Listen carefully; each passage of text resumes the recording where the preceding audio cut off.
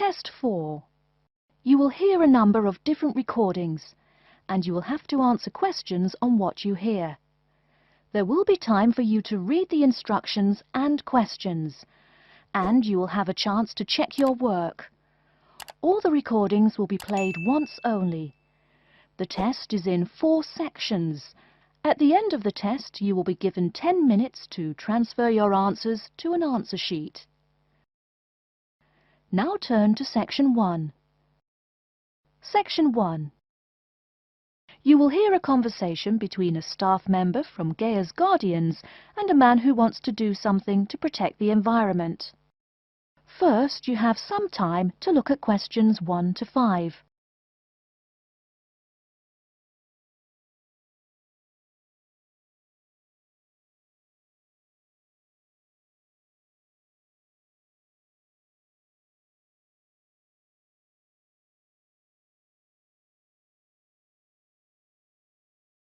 You will see that there is an example which has been done for you. On this occasion only, the conversation relating to this will be played first. Hello, how may I help you? Well, I've been seeing these yellow boxes in front of a lot of houses in my neighborhood. Just wondered what they were for. I noticed your phone number on all of them, so I called. Could you tell me about your business? We do recycling, but we're not a business. Gaia's Guardians is a non-profit group. We encourage recycling as a way of protecting the environment. The woman says that they encourage recycling as a way of protecting the environment. So, recycling has been written in the space. Now we shall begin. You should answer the questions as you listen, because you will not hear the recording a second time. Listen carefully and answer questions 1 to 5. Hello, how may I help you? Well, I've been seeing these yellow boxes in front of a lot of houses in my neighborhood. Just wondered what they were for. I noticed your phone number on all of them, so I called. Could you tell me about your business? We do recycling, but we're not a business. Gaia's Guardians is a non-profit group. We encourage recycling as a way of protecting the environment. I don't know. I mean, it is a good idea, but I really don't read the newspaper every day or anything. And we don't come collect newspapers every day. In fact, we only do pickups every other week. Oh, well, then maybe I could help. I mean, in my neighborhood, there's too much rubbish lying around everywhere. I'd like to help out, I guess. That's great, sir. You're doing the right thing. Okay, I need to get your contact information. What's your name, please? Peter Wisrow. Peter, how do you spell your last name? W-I-S-R-O-W? No, actually, it's W-I-S-R-O-U-G-H. Oh, I'm sorry. I'm a terrible speller. You're a good speller. It's just that my family are terrible pronouncers. You're quite a card, Peter. Okay, now what's your address? Number 168 Bridge Road. That's here in London. How about if I have any questions? I'm sending you a copy of our booklet too. The booklet has our phone number and our email address, helpline@blackcat.com. That's HELPLINE at BLACKCAT.com. But I nearly forgot to ask, what's your postcode? BS9 7PU. PS97BU? No, that's B as in boy, S9 7P as in Peter, U.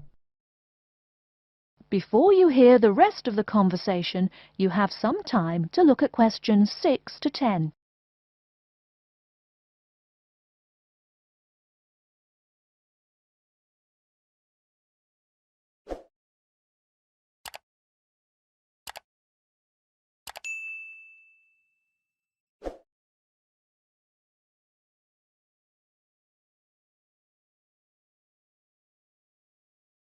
Now listen and answer questions 6 to 10. So I'm guessing those yellow boxes I saw are for recycled newspapers. Yes, that is correct, and it's free of charge. Wow, that's good news. Do you recycle anything besides newspaper? Oh yes, we recycle most everything. Glass, plastic, paper. Oh, so I can put like glass and plastic bottles in the box. Sorry again. Things like that you have to bring to our collection centre. And where is that? Our main centre isn't that far from you. It's actually right on the east side of Central Park. That new blue building? That's the one. Cool. Hey, what's with all those different colored boxes outside that place? Oh, that's for the different materials we recycle. The blue is for metal, the green is for glass and plastics, and the yellow, of course, is for paper. Okay. I'll try and manage to keep all that straight. Oh, no need. They're each labelled. Great. So which one would I put magazines in? Actually, they don't go in any of the bins. Unfortunately, magazines can't be recycled because of the material they're made of. It's such a waste. So, would you be interested in volunteering? I'll think about it. Could you send me some more info? Absolutely. Along with the newspaper box, I'll be sending you our booklet, Savvy. That is SAVVY. It tells you about what you can do to protect the environment in your daily life. Plus, it lists things you can do as a volunteer with our group. Hey, that's cool. Thanks. My pleasure. Do you have any other questions or concerns? Nope, that's it. That is the end of Section 1. You now have half a minute to check your answers.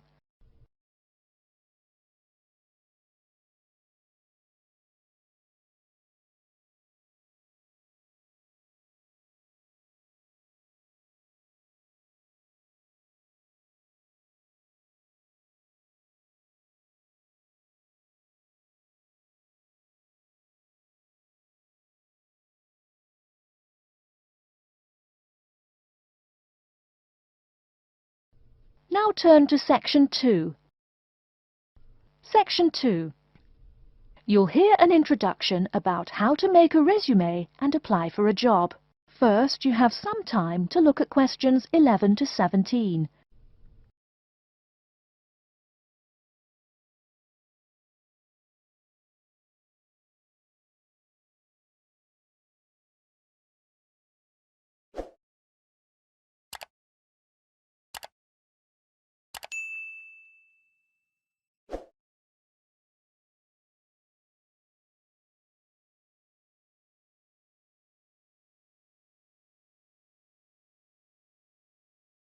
Now, listen carefully and answer questions 11 to 17.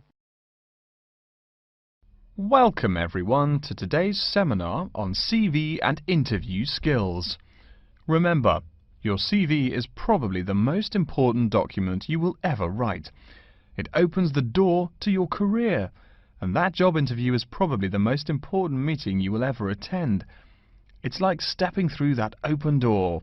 So let's roll up our sleeves and get down to work, shall we? First of all, I cannot possibly tell you everything you need to know about writing a resume in the time we have. But let me tell you that there are dozens of great websites on the internet. These will give you all the suggestions you need. If you look at the paper I gave you, you will see a list of the dozen most popular sites. I can mention a couple of important points, however. One is that your CV or resume should not be too long. A page is about right. Why? HR departments do not have the time to read long documents. Too many people are sending too many CVs. After all, the economic crisis of 2008 is still very much alive. Everyone needs a job now. No matter how short you make that resume, though, you do not want to forget to tell HR how to contact your references. References are people who will give you a recommendation for a job. That's usually an ex-boss or a professor who knows you well. Do not use relatives. I don't care how much your mum loves you. Also, when you send that CV, be sure to include a typed cover letter. A cover letter is a letter where you basically are asking for a job. It's like introducing yourself. Make it brief.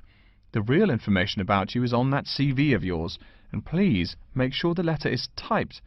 It doesn't matter if your handwriting is beautiful or not. Companies only read typed letters. Another point about CVs is you should try to have an attractive layout. Maybe use different type fonts or colours to highlight information. Some people include a photo.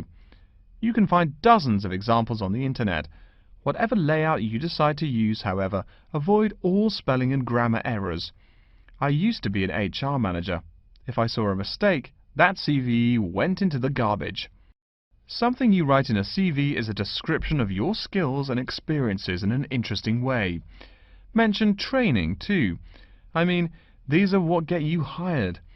Do not just say, I have lots of experience, or I have many skills. Tell that boss what you did, for what company, and when. Better, tell him how well you did it. Don't just say, I sold houses.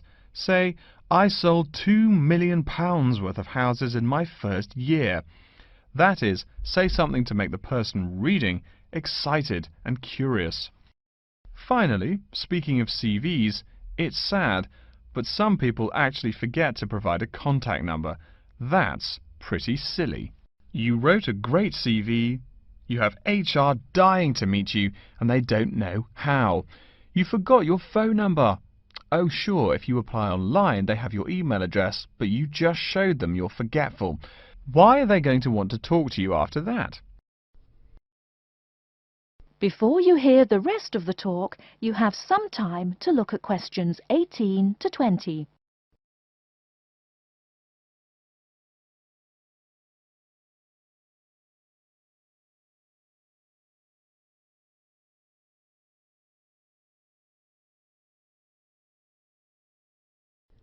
Now listen and answer questions 18 to 20. Alright, moving on to the actual interview. I'll go over what you need to know by the end of it, and what you can discuss and negotiate on later once it looks like you'll be offered the job. First, there's working hours.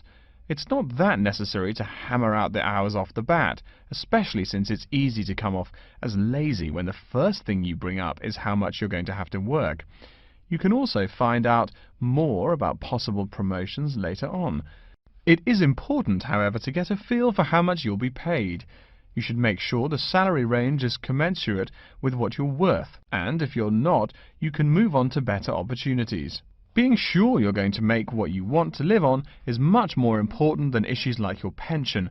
You're all so young that your pension is not going to matter for quite a long time. You should find out about what skills you must know for the job and what they'll teach you. In addition, if the company will provide training, you should find out how long the training period is and whether it is paid. Beware of any jobs that want you to train for a long time without appropriate compensation. Speaking of compensation, find out about holidays as well. Do you get paid vacation time? Are you allowed to take personal days? Do you have to work on national holidays? Once you work out these main issues, you can move on later to details like the location and expected attire and whatnot. Wow, that's a lot of information. Let's take a break so you can think everything over and ask any questions you may have. Don't hesitate to come and see me if you need any clarification on all this stuff. That is the end of section 2. You now have half a minute to check your answers.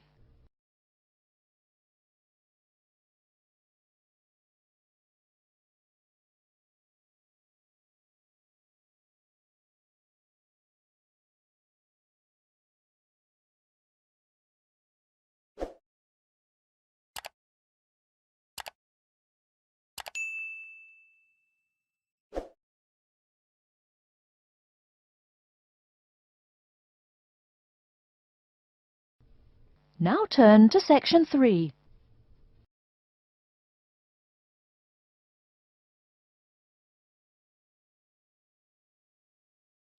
Section 3. You will hear a man called Frank talking to Dr. Lindsay about what he should study if and when he returns for further classes. First, you have some time to look at questions 21 to 25.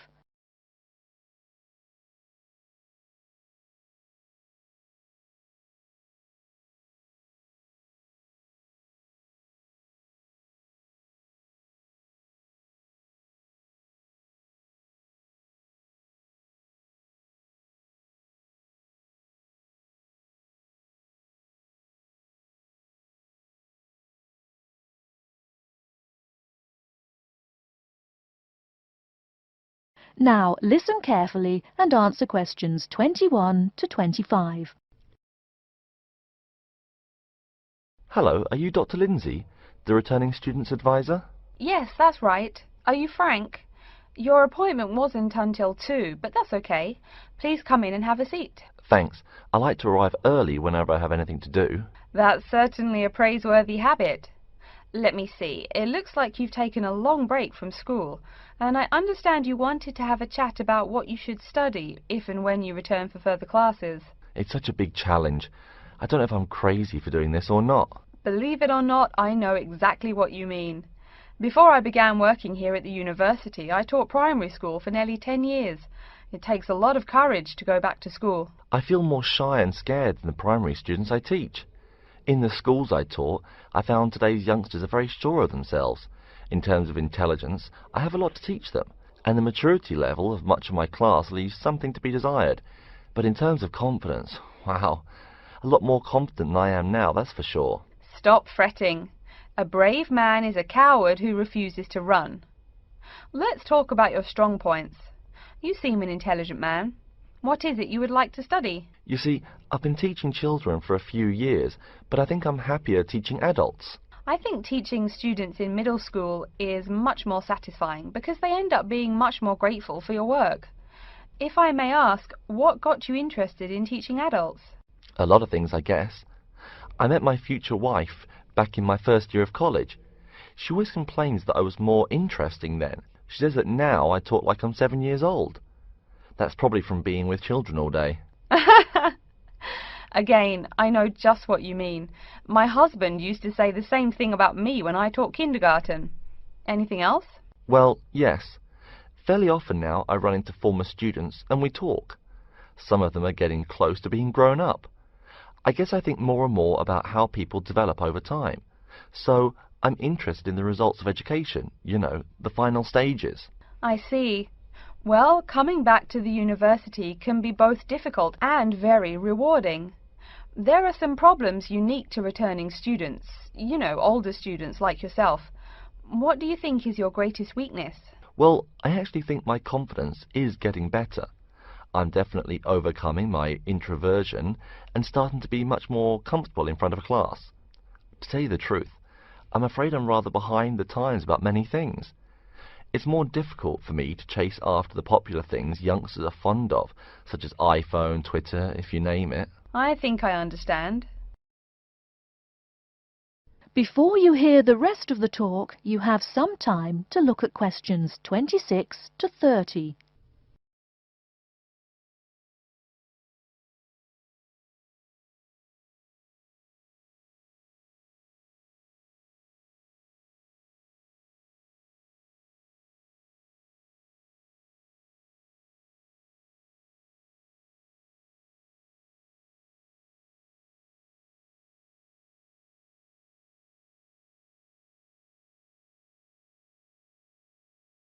Now listen and answer questions 26 to 30.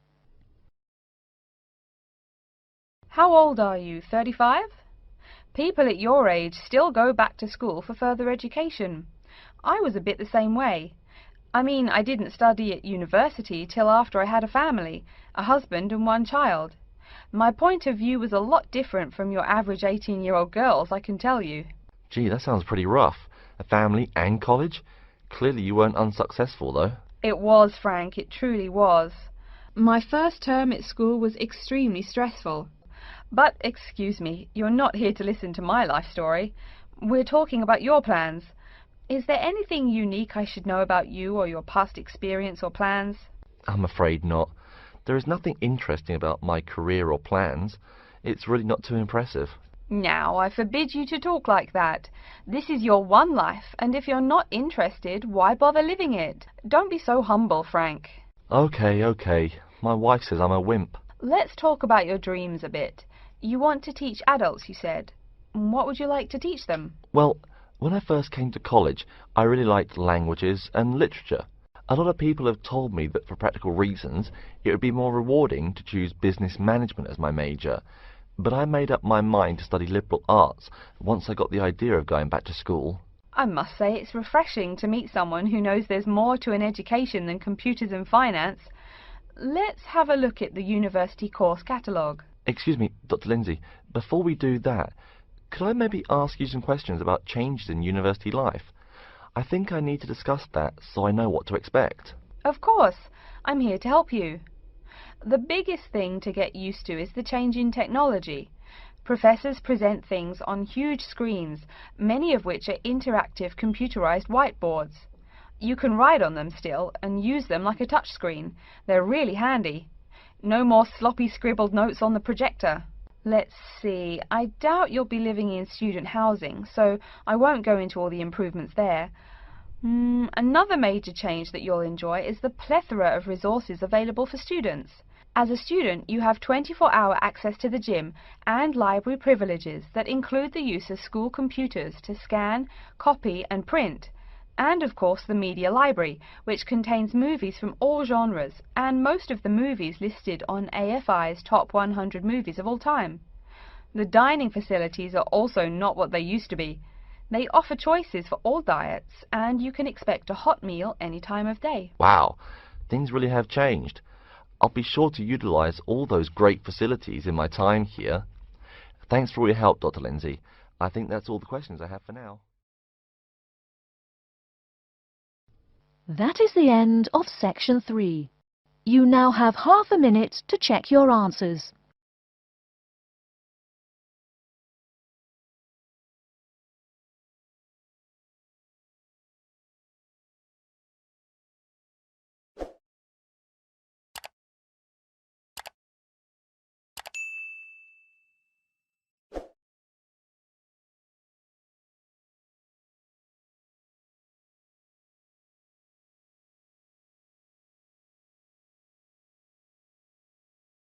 Now turn to section 4.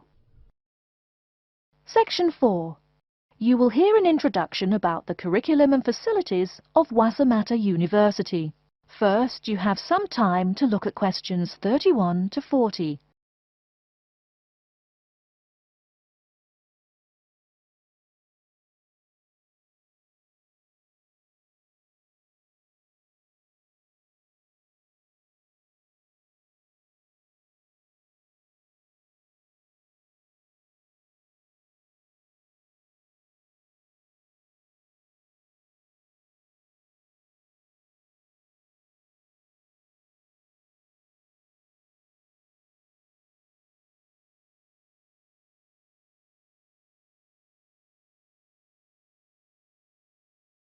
Now listen carefully and answer questions 31 to 40.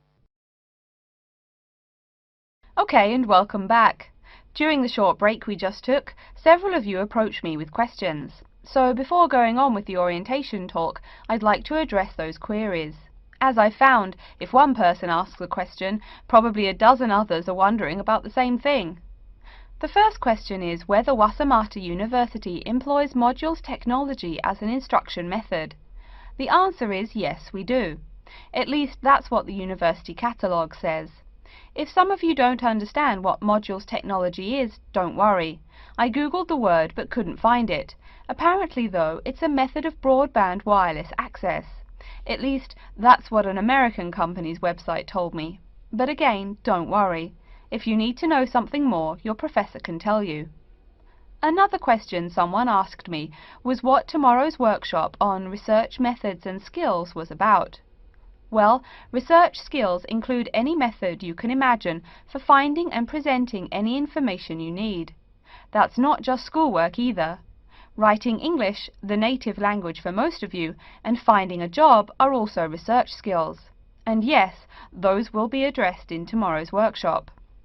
As you know, Wasamata University is one of this country's premier universities for the study of the dismal science, economics.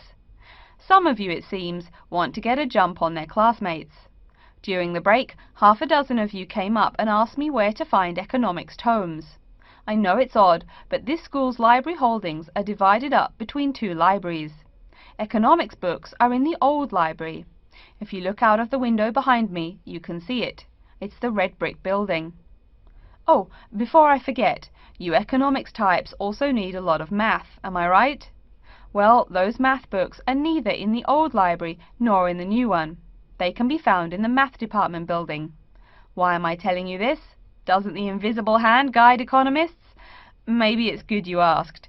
In 2008, that hand shoved most of the world economy off a cliff, didn't it?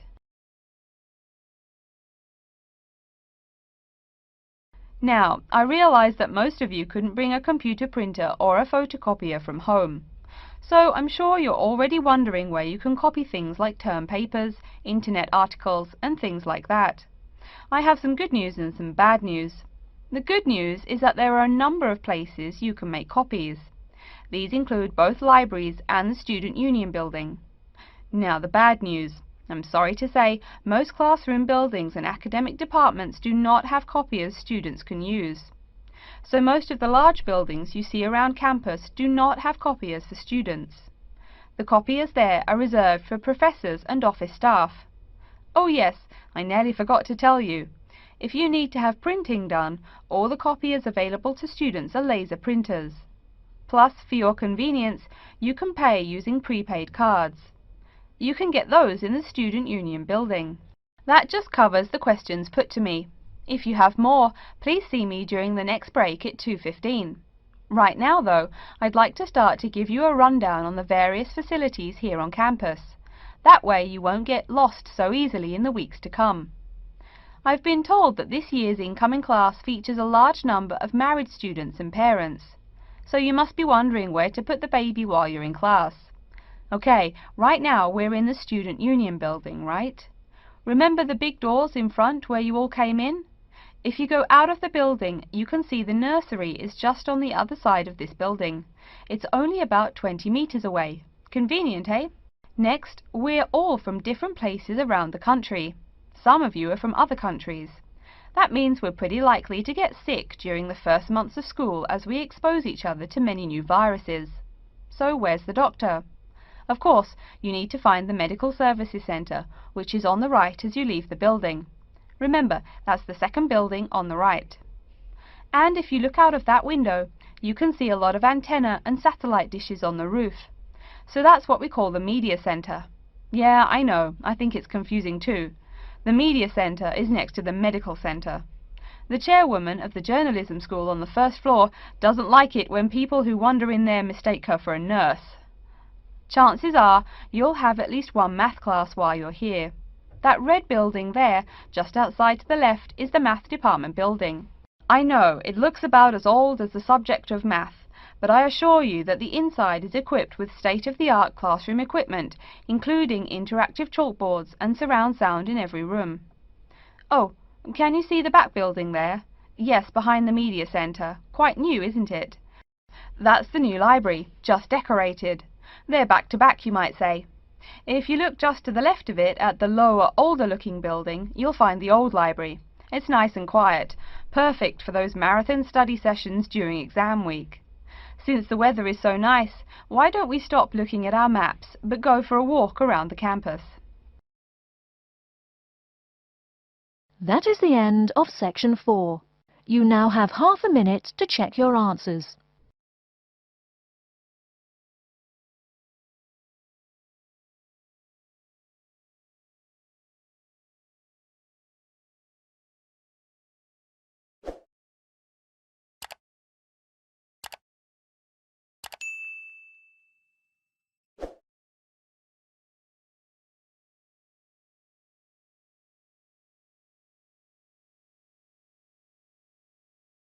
That is the end of the listening test.